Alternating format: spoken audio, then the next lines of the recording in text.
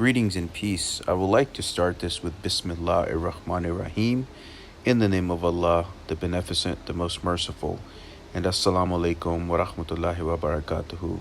Peace be with you and yours. Today's presentation, I would like to do the parallel teachings and comparison of these two different healing methods. One being the Islamic Sufi method, right? And the second being the somatic therapy healing, and how they intertwine with each other with the core messages and teachings. So I hope you benefit from this, and I represent myself only.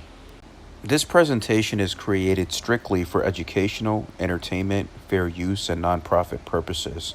It does not endorse any individual, organization, spiritual order, institution, or therapeutic model, nor does it encourage anyone to join, follow, or adopt any specific path. The material shared here is presented for reflection, comparative study, and personal development only. The ideas explored are intended to inspire thoughtful consideration and responsible application in one's personal life. Viewers are encouraged to exercise discernment and consult qualified professionals when appropriate. The goal is to extract universal principles of healing, awareness, discipline, and compassion to become better human beings in today's world. Modern humanity faces fragmentation despite technological advancement. Anxiety, trauma, depression, and spiritual emptiness continue to rise while attention spans shrink and nervous systems remain overstimulated. This presentation explores how Islamic Sufi healing principles align with modern somatic therapy. Though one emerges from sacred metaphysics and the other from neuroscience, both converge on integration of body, mind, and spirit as the foundation of true healing. True health is not merely the absence of symptoms, but harmony across physical, emotional, mental, and spiritual dimensions. A person may appear externally stable from the outside, while internally on the inside fragmented and reactive. Somatic therapy defines health as nervous system regulation and embodied coherence. Both frameworks reject symptom suppression and emphasize restoring internal alignment and balance. In Islamic Sufi understanding, discomfort and illness can function as purification and recalibration. Pain is not automatically an enemy. It can be a signal calling the individual back to equilibrium. Somatic healing similarly views symptoms as intelligent survival responses. Fight, flight, and freeze states are protective adaptations. Healing begins when we listen rather than silence the body. So basically, in order to address the problem, you have to admit that it's there first. The lower self, which is called the nafs, seeks gratification, dominance, security, and validation. When unchecked, it becomes reactive and driven by fear, ego, and comparison. In trauma science, dysregulated nervous systems behave similarly, hypervigilant and defensive. Modern society often reinforces this lower state through overstimulation and constant competition. Sufi healing identifies the heart as the seat of compassion, mercy, and transformation. It is not merely biological, but the center of refinement and awareness. Somatic therapy emphasizes emotional regulation and heart coherence. When individuals feel safe and connected, the nervous system shifts from survival into restoration.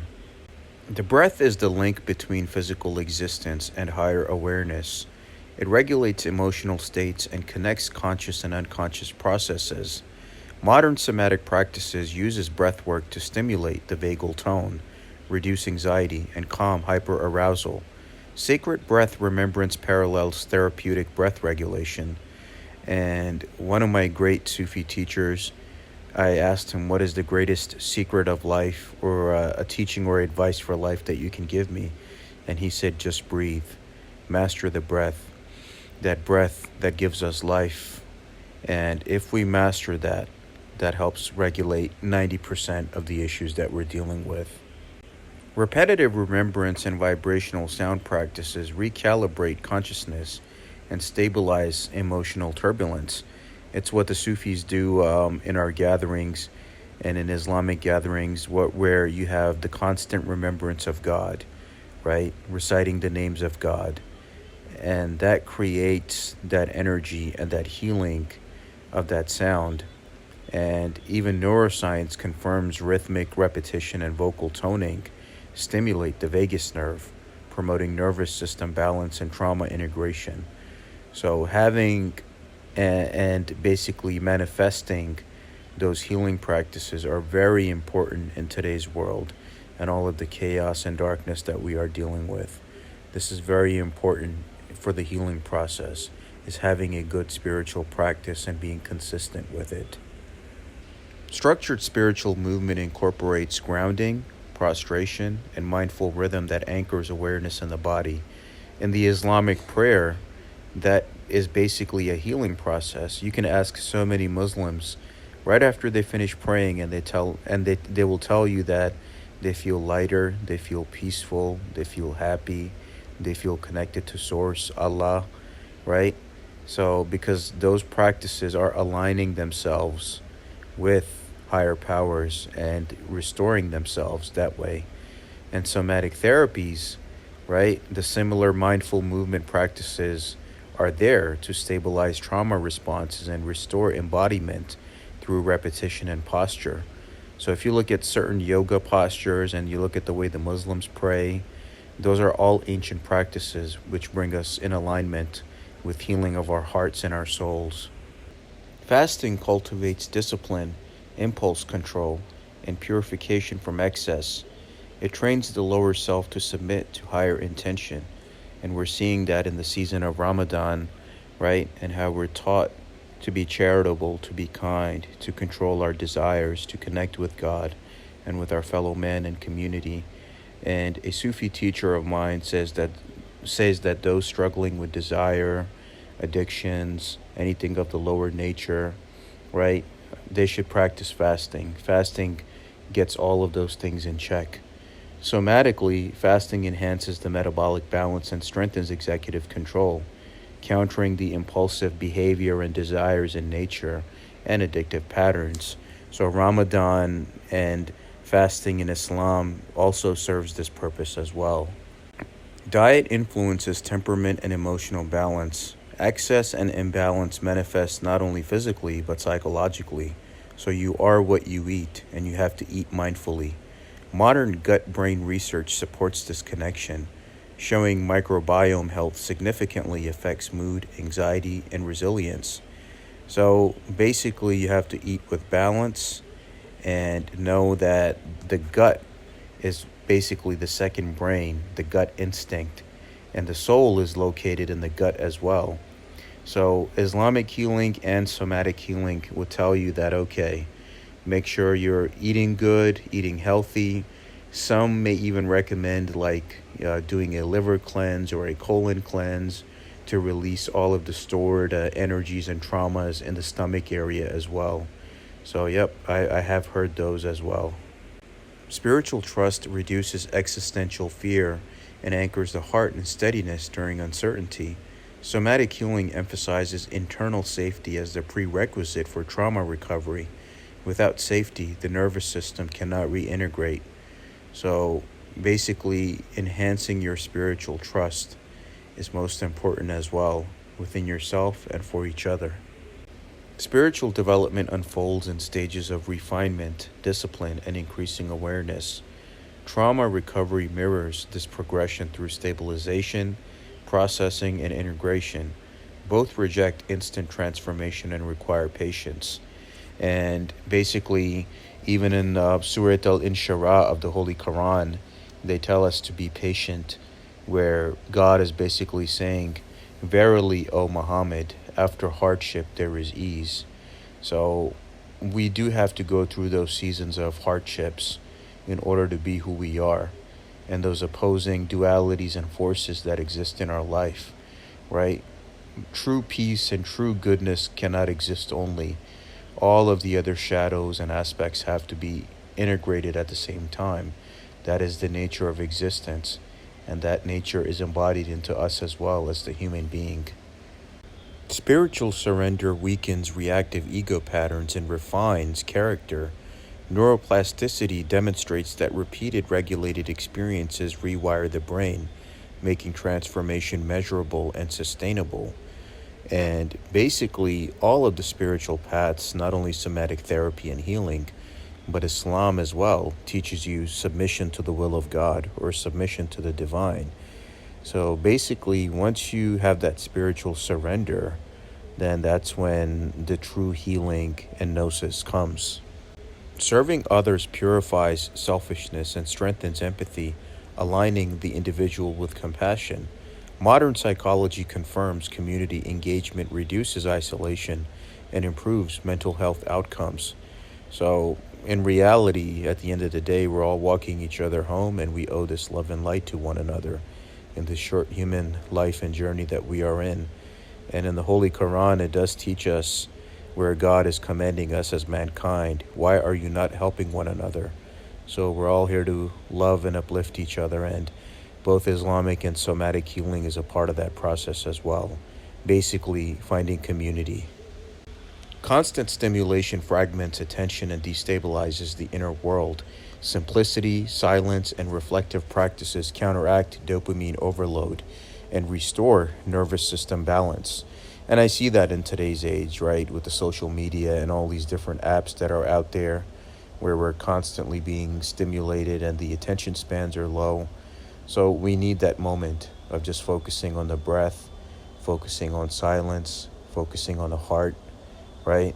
And all of it is in alignment with Islamic and somatic teachings. Modern society normalizes chronic stress, leaving individuals in persistent survival states. Grounding practices and conscious regulation shift the body from hypervigilance into calm engagement. In the Sufi path, they call this the muraqabah, right? To be in a state of reflection, reflecting on your Lord, right? God, existence, yourself, the world around you, and just going outside, breathing in the wind, putting your feet on the soil, and just letting that heal you and uplift you. So Islamic and somatic practices have that in common as well in terms of the healing.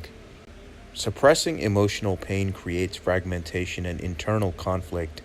Both traditions, Islamic and somatic, teach acknowledgement, awareness, and gradual integration as the path to wholeness. So basically, we don't suppress our emotional pain, right? And you have to make sure that everything is addressed. You're not bottling anything up inside.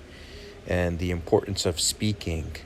So even if you do have trauma, the importance of just speaking and breaking free from those barriers is very important as a part of that whole process. Compassion reflects refinement of the heart and transcendence of the ego-driven reactions. Psychologically, compassion emerges when the nervous system is regulated and secure. So compassion is the highest maturity at the end of the day. Spirituality is not escape from the world, but disciplined embodiment within it. Somatic healing similarly insists that insight must be lived physically, not merely understood intellectually. So there is a learning phase of knowledge, and there's also an application phase of knowledge. So the Islamic and somatic teachings are basically giving you the tools, right? Now you must perfect your character, right? Day by day, become a better human being in your healing, your knowing, and your doing, and implement that with know thyself and know the world around you and how you can serve thyself and serve others around you. That's what it all comes down to at the end of the day. In both Islamic and somatic practices, breath awareness, right, focusing on the breath, structured movement, right, the Islamic prayers and the way that it resembles the healing practices of yoga and other methods, mindful eating, right, fasting, disciplined reflection, prayer and service, and just being a charitable and good human being, creating a sustainable balance. Consistency, not intensity, forms the foundation of lasting transformation. So you don't just become a master overnight. The caterpillar eventually becomes a butterfly, but there is a process and phase that we must all go through. These principles address addiction, polarization, anxiety, trauma, and loneliness by restoring internal equilibrium. Healing begins within the individual but radiates outward into families and communities. So when we are all healed, When we become better, the world automatically becomes a better place. When all of the individuals become better, and that is reflected in our families and communities. When we are not okay, then we have what we see, especially in the Western world in America: broken homes, broken families, traumatized individuals, and the cycle of destruction continues in relationships and all of that stuff in between. We must have the basically the heart to address these issues and become better human beings. Islamic Sufi healing and somatic therapy converge on integration as the design of the human being. When the nervous system is regulated and the heart refined, the individual becomes grounded, balanced, and compassionate. Healing is a disciplined return to wholeness through awareness, regulation, and refinement. When body, mind, and spirit align, the human being becomes a stabilizing presence in an unstable world. So basically, at the end of the day, we must be the representatives of the world and community around us. And in the Islamic Sufi path, we're taught that Allah, God, has made us the deputy of this world, the vicegerent representative of God on this earth. And not only this world, but the entire universe. So after God Almighty, the highest ranking creature in the world and the universe is man. So we have a very moral responsibility, not only to ourselves, but the world and the universe around us. That's why the angels were instructed to bow to Adam, because the divine qualities of God were put inside man, right? So we must align our mind, body, and spirit. Then we become a stabilizing presence and heal this world and heal ourselves and heal each other. We need it badly. Thank you for watching. If any questions or comments, please email me at salmansheikh911@gmail.com. And of course, all my videos are for the purpose of fair use, nonprofit, education, free speech, and entertainment purposes. Thank you so much. All rights reserved.